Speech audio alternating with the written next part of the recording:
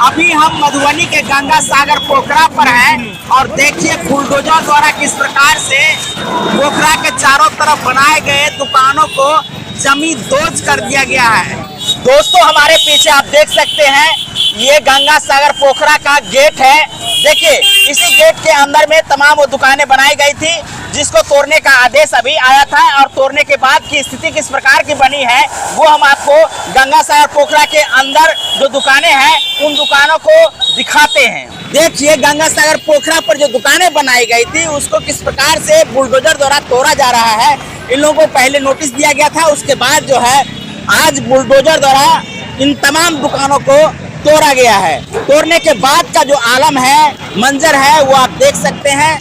दुकानें धराशायी हो चुकी है, जो भी सामानें हैं यत्र तत्र यानी बिखरा हुआ है वो भी आप देख सकते हैं। वहीं आपको बता दें कि गंगा सागर पोखरा के चारों तरफ जो भी दुकानें बनाई गई थी उसको तोड़ने का आदेश आया हुआ है और उसी के आलोक में यहाँ बुलडोजर चला करके बुलडोजर के माध्यम से तोड़ा गया है।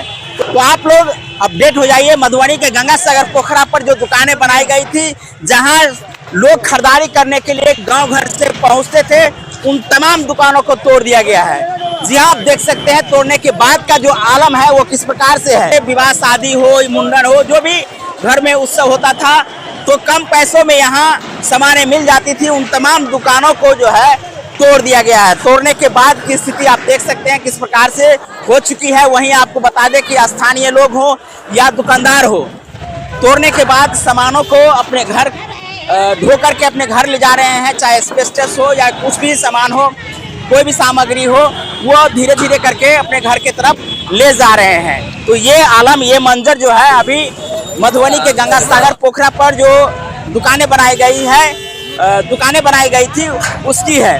तो आप देख सकते हैं किस प्रकार की स्थिति यहाँ बनी हुई है।